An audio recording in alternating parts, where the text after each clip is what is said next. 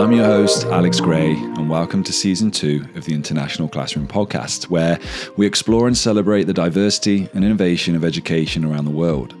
Now, in each episode, we bring you insights and discussions from experts and educators who share their invaluable experiences, the challenge they faced, and the solutions they've championed.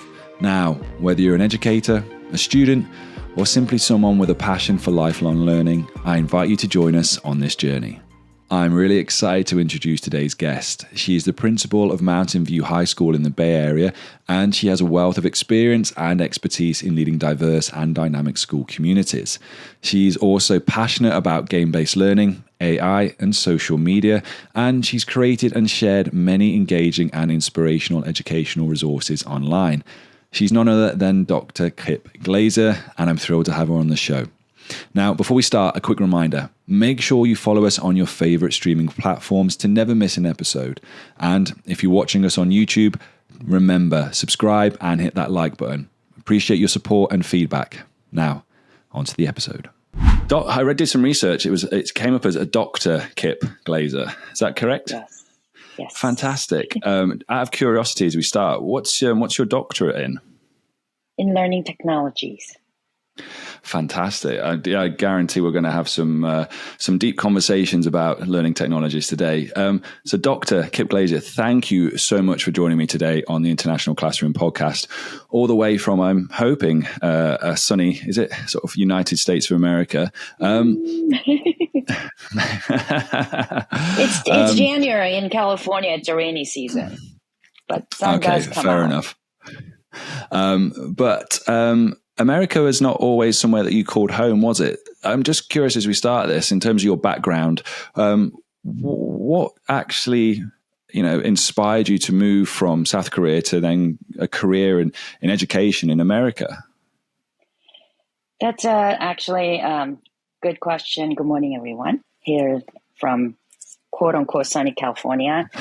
I came to the United States actually just to learn some English and return to South Korea when I was a senior in college.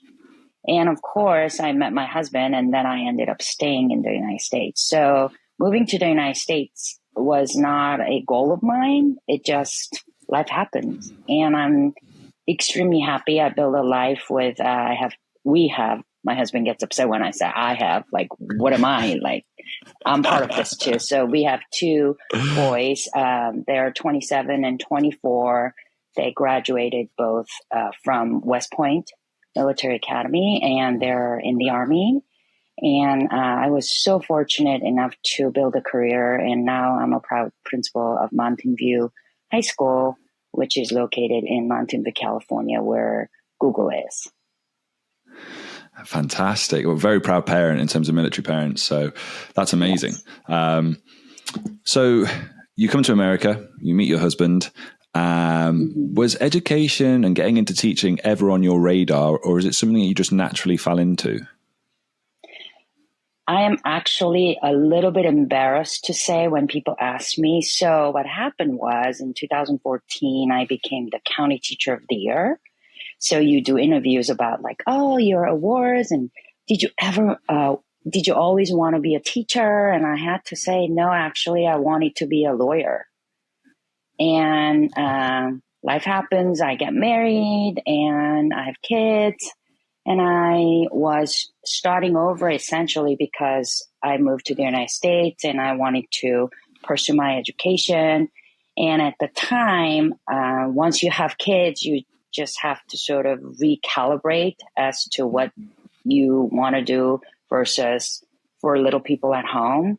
And I end up sort of falling into teaching because I figure while our kids are young, maybe I just need a career where I can be home more for my kids and do good and make a living. So I sort of fell into teaching. Having said that, I figured it out quickly. I was pretty good at this stuff. So then I stayed to become an educator, and I spent 13 years in the classroom. And then after I won my county teacher award, I was like, wait a minute, maybe how am I going to top this? So then I pursued another position as a district technology coach. So I supported teachers in implementing education technology in the classroom. So you go from this sort of ed tech, as we call it, this technology lead. You then, I assume, pursue your PhD, your doctorate then in the sort of educational technologies. And then you're sort of now in this principal leading a school. How many students do you have enrolled in your school? Just a correction. I do have actually EDD, not PhD, and there is a difference. Oh my. And I just want to, yes. And there is a difference to the extent that I actually deliberately pursued EDD in learning technologies because I was fascinated by the ways that we could actually implement hardcore research into the practice.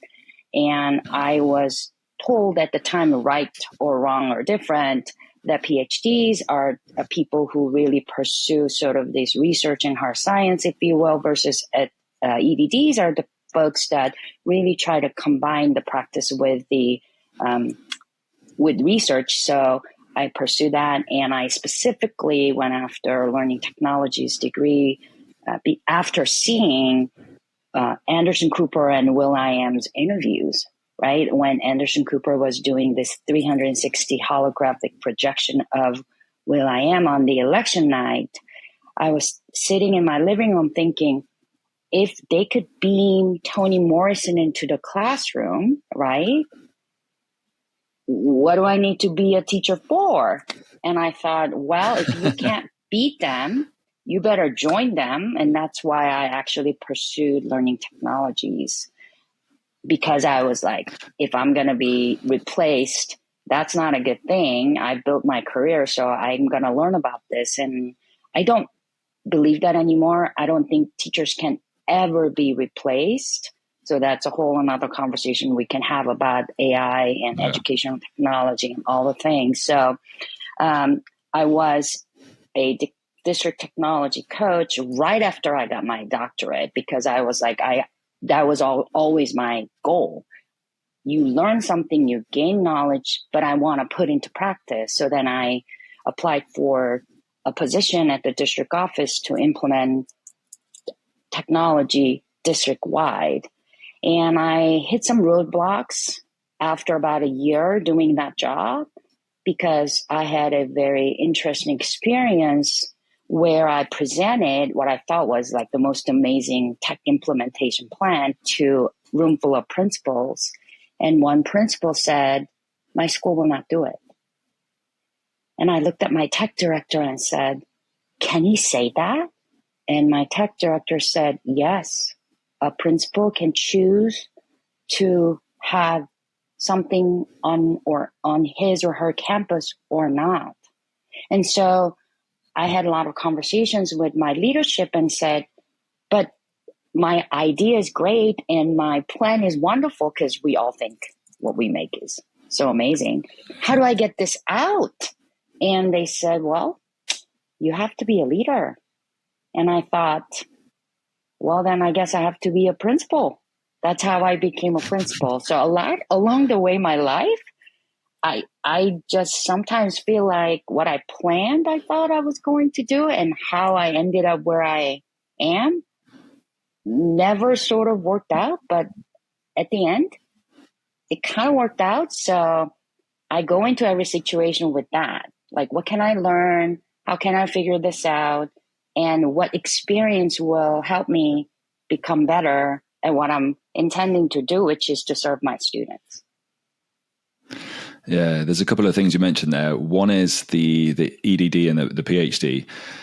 It's something I've been looking at doing, and I've got a colleague of mine who I work with who is a PhD in biochemistry, and so that having that information is useful for me. I think in the next year or two, it's something that I'd quite like to do. I think is an EDD because again, more hands-on, and I think that's a useful part for teachers to know about and think about in terms of being lifelong learners and what they can go and do.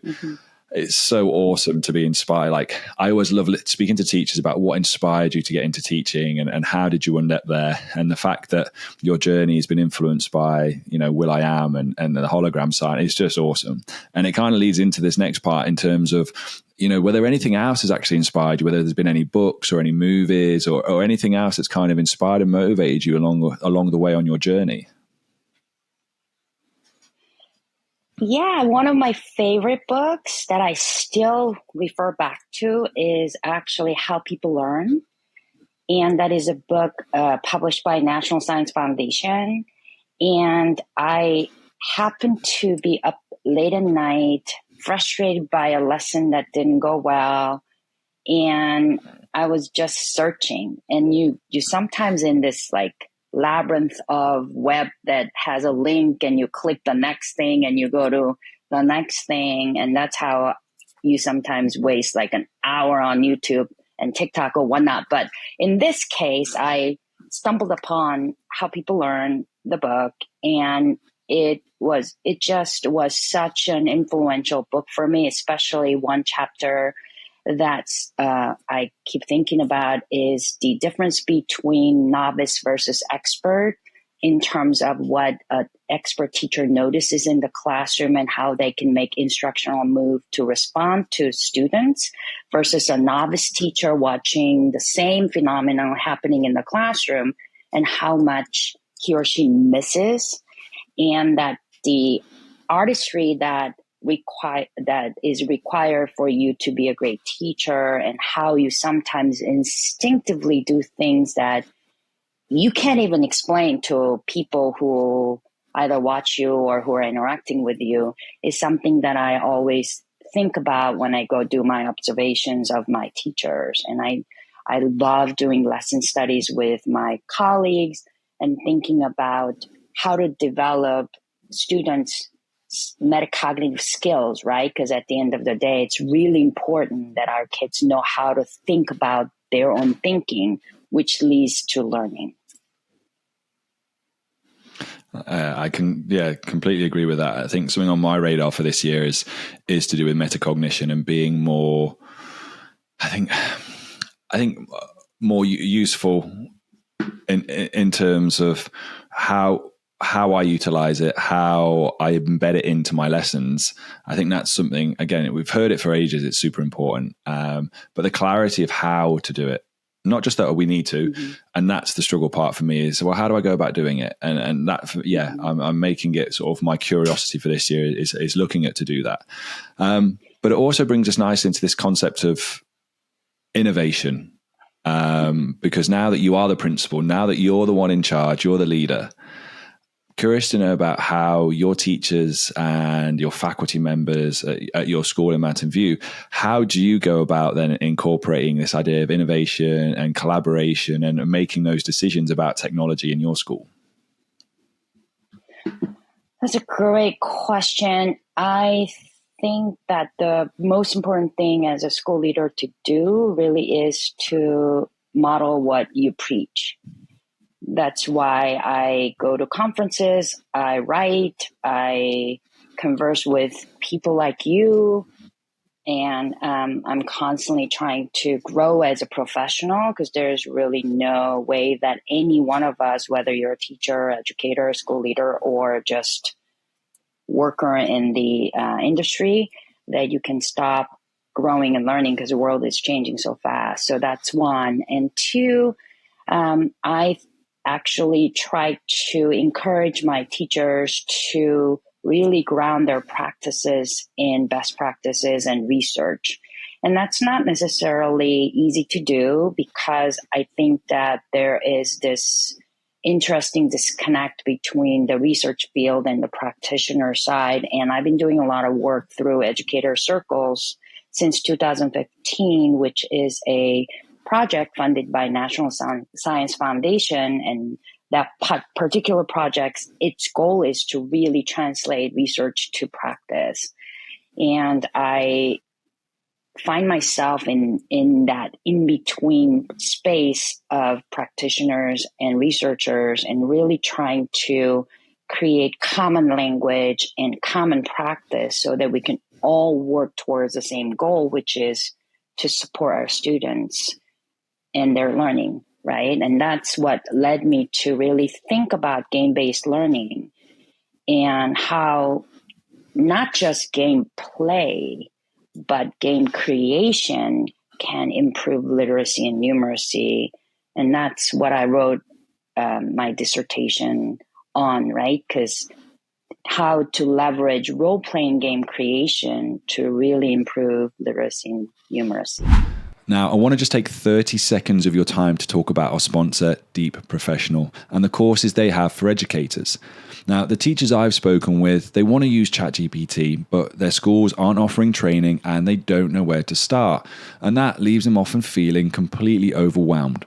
As educators, we need a clear, straightforward guide through this landscape. And that's why Deep developed Getting Started with ChatGPT for Educators. It's a comprehensive course designed specifically for educators like you seeking real understanding step by step. Imagine turning the confusion around AI into clarity and transforming that fear into creative teaching methodologies.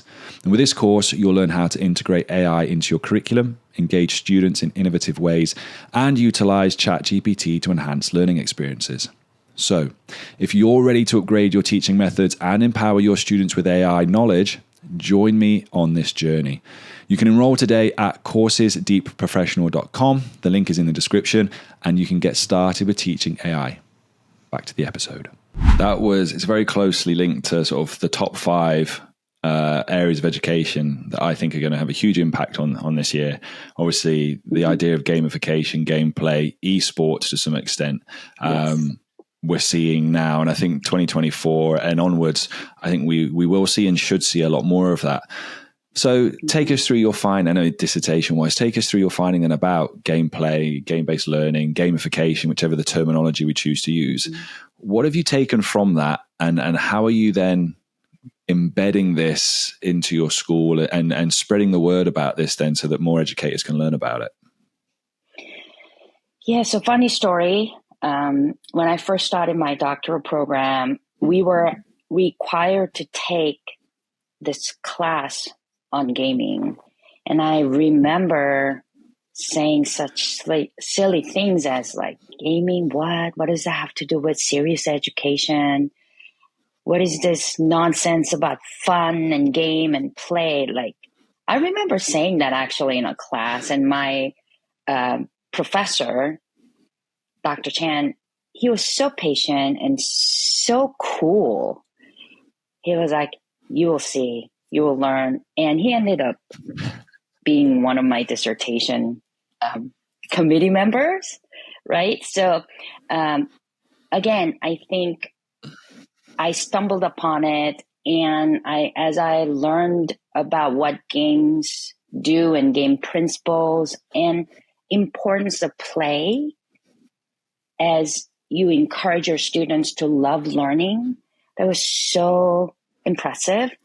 And what gamers do really well is they fail forward very well, right? Because if you think about how you're playing games, you have to negotiate rules, you have to negotiate the socialization within a game, and also you experience failure in a productive manner, and you just keep having to iterate to get to whatever the goals that you think you set within the game system, as well as the experience of gaming. So I absolutely think that game-based learning is going to become more and more important as we automate and leverage more extended cognition through AI in the classroom and other types of technology that can allow some of the executive function or cognitive load to be lowered and bring more humanity into our learning interactions. Yeah, completely love what you're saying there about it in terms of one about the cognitive load of things. I see that a lot of students Yes. now, British curriculum, American curriculum, it's the pressure, it's the get the grades, get the GPAs, get to the universities, and the how. We're not talking enough about the how we're achieving that, and the level of learning that can take place, and different types of learning that can take place. And I'm fascinated by game-based learning, and I've tried it a few times, and I think most educators out there, I'm kind of speaking for all of them, it's the challenge is, well, how do I go about making a game-based lesson? So if you were to give some advice, if you were to give like your top 5 points, if you were watching someone and someone said to you, right, I want to make a game-based lesson, I don't really know where to start. What would you say to that? Yeah, that's a great question. Number one, you have to allow your students to be the creator. I think some of the errors I see or misperceptions about game-based learning, and I prefer that term over gamification, because I've seen game-based learning go terribly wrong because the teachers think that using Kahoot is like game-based learning, and it's basically substitution, right? You're doing a multiple choice test on a screen with some music and options, and the students are kind of doing a little bit of interaction. That really isn't the idea of game-based learning. For me, students have to become the driver of the creating the games, right? And students are naturally encouraged to negotiate the rules and limitations if they are allowed to be the creators. And there is this ease of sort of understanding the natural tendency for our students to have some sort of satisfaction from being in a competition, and you need to sort of redirect that, because as you are creating and iterating the games, and as you allow them to productively fail, you can still satisfy their need to be competitive that is detached from simple outcome. So we talk a lot about like a standardized test is not a best measure of student learning. It is a measure. It can measure something, but it should not be the measure, right? So you have to create an environment where students are in charge of their own learning. So I don't know that there are 5 things that you asked that I just gave to you, but honestly, there are hopefully within what I just said, there are many components that you can draw from that always think about in creating environment for students to be in charge. Yeah, I think that's always the challenge part, and I think there's so much more to explore with it as well for educators to get into it. And I think there are now, and we're going to dive into this, I think there's now more technology available to assist teachers in doing that. So your background, like within technology and innovation and game-based learning, game-based play, it seems like it should quite naturally lead you on to an interest in AI. But I'm going to ask you anyway, just in case, because I'd love to think you've got a funny story that's going to lead to this. How did you actually become interested in AI? How did you learn about it? How did you get into it? Thank you for asking the question. So I think we have words matter, definitions matter. Maybe because I'm a language learner, English language learner in particular, that is really resonating with me. In that, just because ChatGPT and generative AI became widely known and available in November of 2023, doesn't mean that artificial intelligence has not been around. And I think it's super important that the folks understand that, because artificial intelligence been around. Like Siri is an artificial intelligence a tool, right? Like a voice recognition is a form of computer science field that leverages machine learning and large language model. So I just want people to understand that it's been around, because artificial intelligence at its core is fundamentally mathematics. It is you leveraging math and algorithmic patterns to get the results, synthetic results that we're looking for. So it's a tool. It is not magic. It is math, and people should know that about AI so that we can just kind of calm down and relax a little bit. That's number one. So to go back to your question, I got my doctorate in 2015. As I'm getting deeper into learning technologies, one of the favorite parts about my teaching and learning was that I'm also a math teacher. So I love statistics, and I've always loved talking about pattern recognition and how that works and how to apply mathematical concept to teach language. So it was a natural sort of way for me to get into artificial intelligence through also gaming. Because when you're doing gaming, you do a lot of statistics, right? You do a lot of language production. So I was always looking for, okay, how do I automate some of the things that I'm doing so that students can see what they're doing connects to their own learning. So it all kind of came full circle. And I was working with educator circles since I finished my doctorate. And then through that, I became involved with Engage AI, which is an institute that's been talking about machine learning and AI for a while. And I was invited to participate in several webinars that Department of Education, Office of Technology was hosting. And then I participated in a big webinar for their launch of their publication, Artificial Intelligence and the Future of Teaching and Learning recently. Did that answer your question?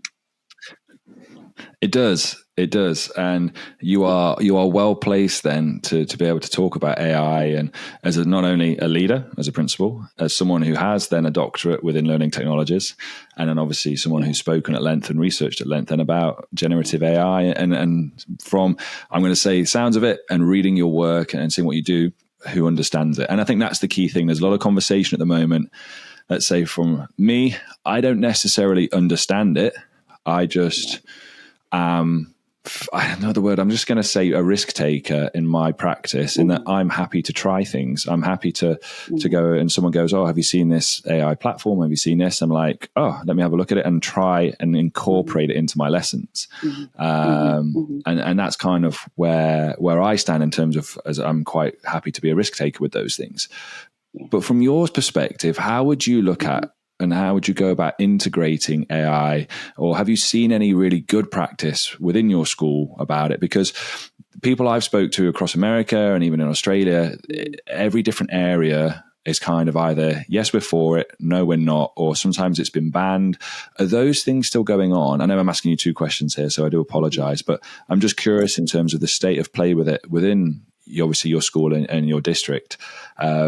Because all the reports that come out in terms of the percentage of teachers who don't use it, who are prioritizing or have other priorities, so on, interesting going about learning how to use it. So I'm just curious in terms of, from your side, how is AI being received in your school, in your area? And from your perspective, what are some of the best ways to integrate it into lessons and ways that you've seen? Thank you for that question. I think that is on people's minds, right? How do I go about doing this right? A couple of things. Recently, I invited Dr. Bati Ruiz from Digital Promise, who is a dear friend of mine. We went through a doctoral program together and we did a lot of work, and she is a leading expert in AI in education. So she did the keynote, and we're writing some articles together in the benefits and challenges of AI integration. And a couple of things that she said during that keynote that we worked sort of collaboratively is that AI is a tool. It is never going to be a replacement of teachers. and it is supposed to be targeted tool, right? So understanding what it does in what context is super important. And that has to be well-grounded in best practice and great pedagogy. So I think that's where I like to engage my educators when they say, can you purchase X tool? And my question back to them always is, what problem are we trying to solve? Right? If you go from, and that forces us to think about, is there a problem? Right? And what is it? And why are we solving that particular problem? At what cost? And I've been writing about faster and more isn't always better. And sometimes we are unconsciously thinking, if something can do X faster and something can produce something more, then it's just better. And I say, slow down, really think about what your job is. Your job is, as an educator, is to teach students. Lessons do not teach students. Educators, teachers teach students, right? And post-pandemic, what do our kids want? Why I hated Zoom school. Why did we all collectively hate Zoom school? Is because there's no human interaction. Or I should say, there isn't as much of a 360-degree human interaction. So let's make sure you are centering your good pedagogy of allowing students to feel productive and gain knowledge through interactions. And if a tool allows that, then let's go for it, right? And just because everyone else has it doesn't mean that we should do so. So I've been actually engaging my leadership to say, let's be very intentional and thoughtful about what tool we'll bring into the classroom ecosystem. And we can definitively say this helps our students' social emotional learning, and it saves time for teachers in this way. Because here's what I'm also learning about certain tools. ChatGPT was like all the rage, right? You put stuff in there and then it makes recommendations. Recent research coming out is actually it takes more time because now you have to go through what ChatGPT produced and think about, is it accurate? Is it biased? Is it just like nonsense? And that's going to take you double the time. So that's kind of how I'm leading the conversation. And I also think banning it is silly. Come on now. Like banning it at school is going to achieve what? Kids already have AI in their pocket. It's called the smartphone. It's called voice recognition. It's called Google Translate. Let's make sure that you understand the basics of what AI really is, and you be the driver in what gets to be in your classroom. Yeah. Sorry, I've got to ask and see if you've seen this. Have you seen the Rabbit R1? You know, have you seen it?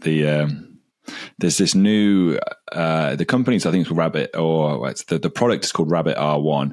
It's a small red, it looks like a foldable mobile phone, but it's touted as the first kind of AI in your pocket, as it were, in terms of you're asking it to do things, the removal of apps. And from someone from your background, if you go and have a look at it when we finished, it looks like it's going to be a complete game changer for people who are utilizing it. And then how social media, mobile phones, all of these things are put together now. The demo of it, if it can do everything it says in the demo, so go and have a look at it, it's going to be mightily impressive. And it's quite cheap, $199. I think you can pre-order. I think the first batch sold out. You can pre-order, and obviously some time coming out in March. But obviously everything you have just said it resonates with that. At some point, your AI assistant is going to be there, And someone posted something interesting the other day actually and said, what's going to happen when these students have AI assistants that contradicts something the teacher says? They already do. I think that's going to, well, yeah. They already do. The students already are thinking, they fact check their teachers. So that's my point.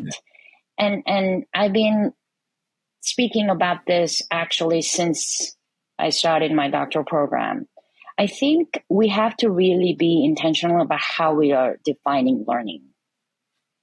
So often we define learning very limitedly, in school system at least, as acquisition of discrete piece of knowledge.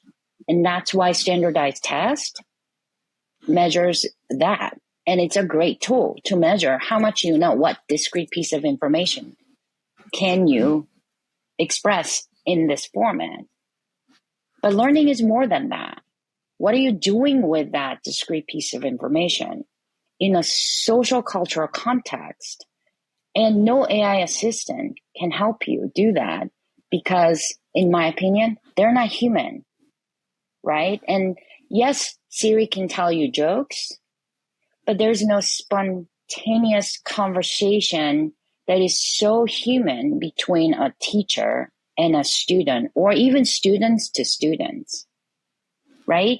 So I'm not actually afraid of AI assistants fact checking, because when we sort of offload that pressure to hold all this discrete piece of knowledge as the only indicator of your intelligence, our neurodivergent students who struggle with that oftentimes, or our multilingual learners who struggle with that oftentimes because of their lack of linguistic skills, then I think we can actually see each other as more important, emotional and kind and caring beings. And that's the world and that's the school environment that I cannot wait to continue building with my people.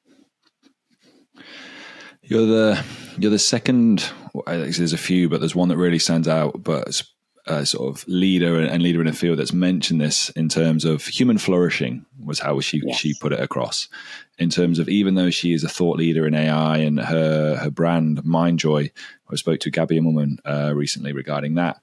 One of her key takeaways from someone who's pushing an edtech company, who grew up as a teacher, worked in Silicon Valley, was someone who noted human flourishing, human connection as a really, really important thing.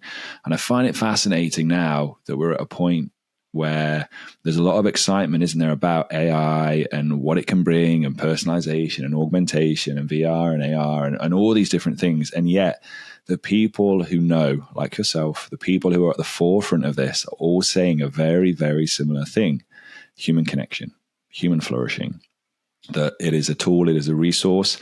However, we need to create greater connection. And I'm so curious about how we go about doing that. I think it's that question now that has to be at the forefront about how do we then generate greater human connection, even though there's all this technology, all this AI. It can allow us to kind of switch off and be mediocre. That's what I think. AI is going to make mediocre teachers, I don't know if it'll make them better, maybe make them lazier, but in any industry, not just education, in any industry, how do we go about generating, and how do we go about creating greater human connection with all this technology around us? Yeah, I have a few thoughts around that. I don't know whether it's realistic or not, but I would encourage higher education to really, education institutions to really think about how they're accepting their students into their institution and what they're pushing. Because a lot of innovation that I like to see happen at my level in high school, parents are concerned, rightfully so, that if I am going too fast, too drastically different from what we've been doing, then how is that going to impact their students' college acceptance, which is a very practical concern. you cannot ignore that, right? So I would love to see higher education thinking about how they are choosing their students to come to their institutions and what they are pushing in terms of their learning and their growth.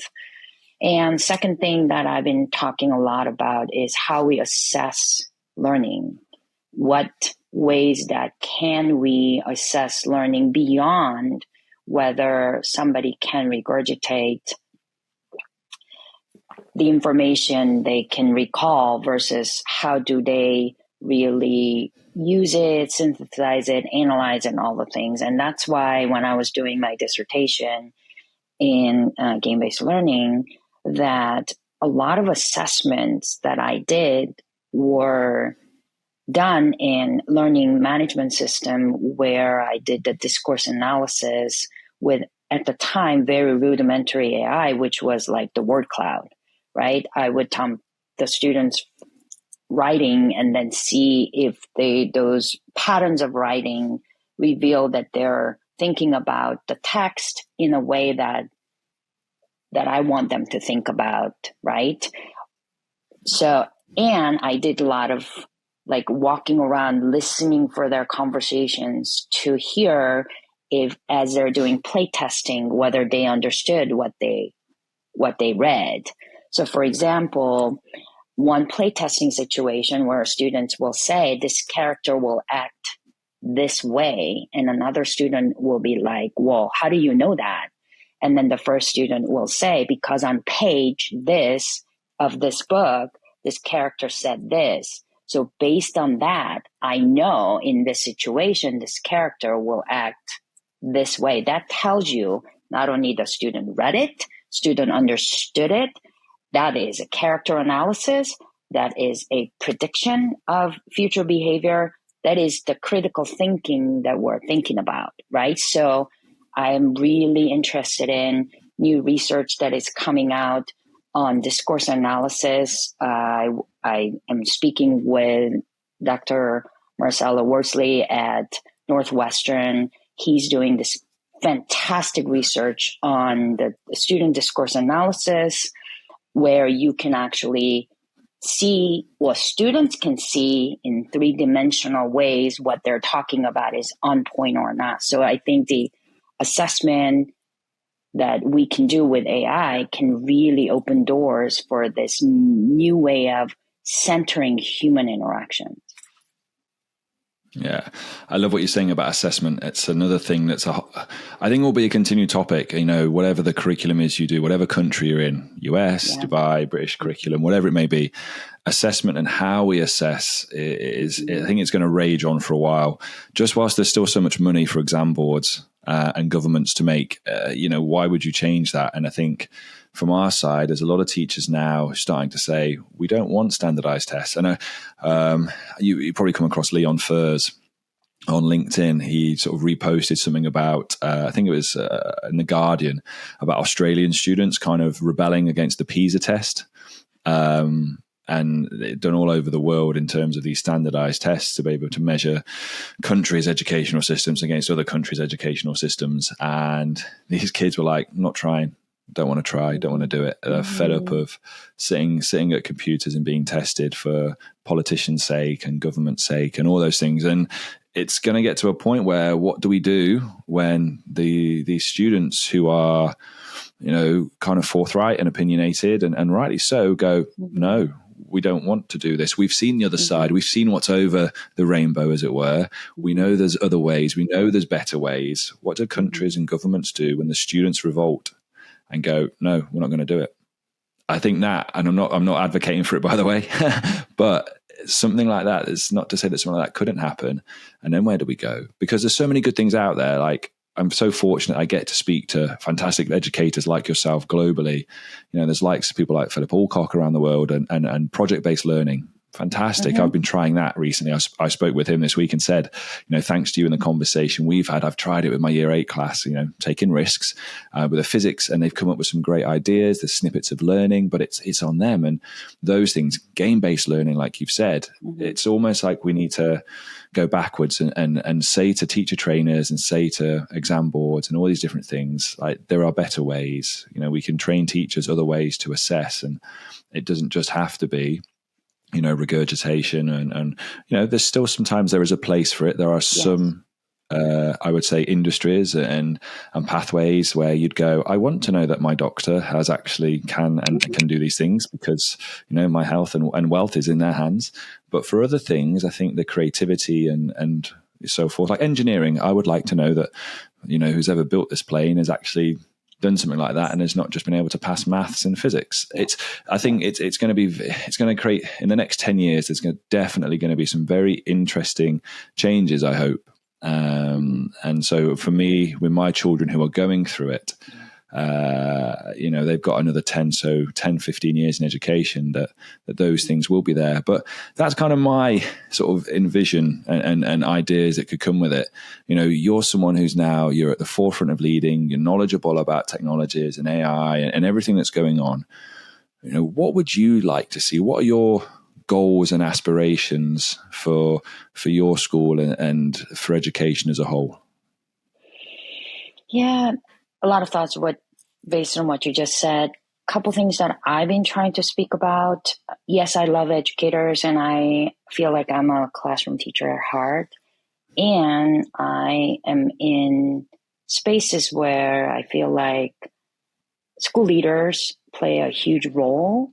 And I've seen personally and as an educator and tech coach that great ideas and wonderful colleagues just get completely annihilated or stifled by unaware or untrained school leaders, right? So I'm trying to work with universities and research institutions to really think about how do we support superintendents and school, head of school or principals, so that when these initiatives are coming down the pike, that they're not unintentionally, I like to believe, becoming the barriers of having that innovation flourish in the classroom level. So that's one. And what I would really love to see is our collective commitment to ensure that these types of great research and best practice are available for every kid.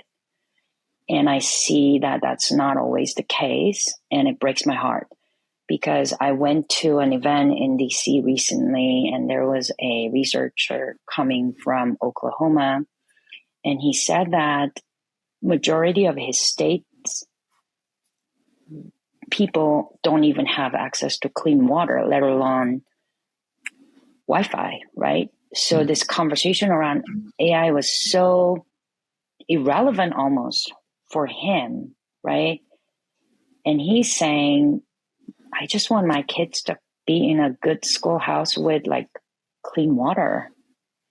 And I just saw, I belong to a couple of groups online, and this one principal said, fire marshal came and said, the fire alarms in my school's broken and I don't know what to do.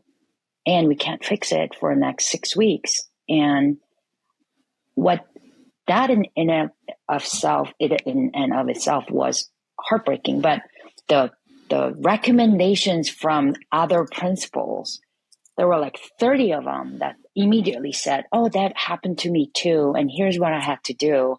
I had to get my staff to walk the building every hour to make sure that there was no fire for my kids, right? So as we think about all this technology and all this benefit, I think that we really have to consider how are we ensuring that every student has that access, because our future depends on it.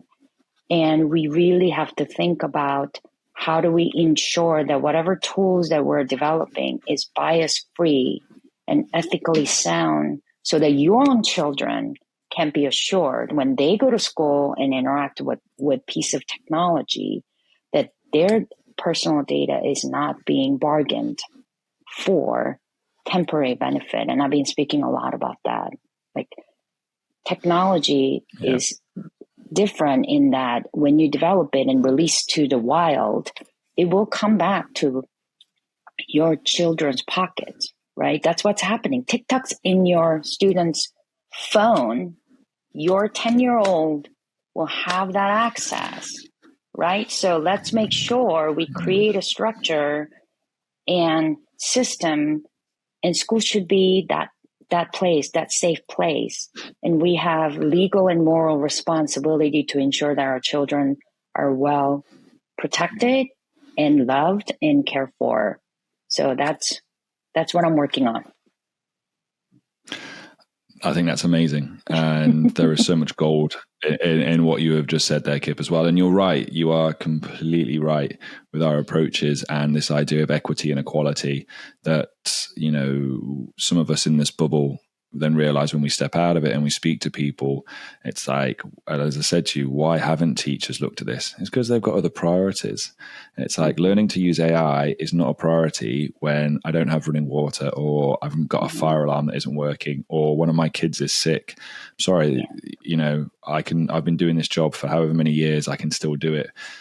I'm okay. And we need to be understanding of that. And you're right with what you say about safeguarding and ethics that go with it. Because my children, as a 10-year-old and an 8-year-old, you know, is the same. Oh, my camera's just gone off. My internal temperature got too high. Ooh, I know. exciting. It's done quite well. See, technology is kind of breaks down sometimes. But it does break down, but you can still hear me, can't you? So I'm not gonna panic. I'm gonna be one of those people that goes, you know what? It's a podcast. It's okay. You can still hear me. But we've got to the end, and I really appreciate, obviously, your time with everything today, very much so. We spoke at the start, and I'm going to ask you this anyway, because there's a 10-hour difference with where you are. So obviously, I'm in Dubai, you're in California. We know it's not sunny. It's still breakfast time.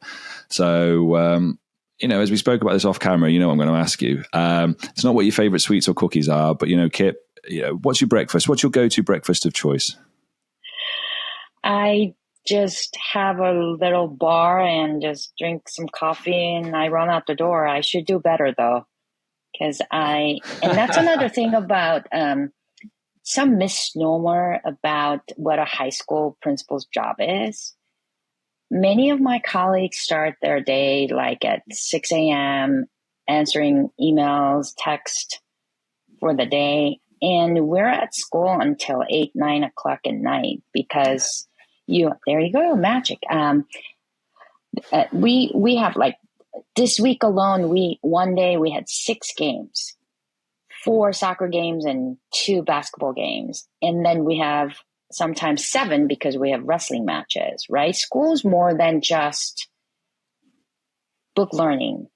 School is a community where kids come and learn about like different things, especially in high school. You get your heart broken because your first girlfriend, boyfriend ditched you, or you are not invited to cool kids parties and you don't make the team, or you audition for a spring musical and you don't get in. Like all these things that are so important, right? How to productively, safely fail.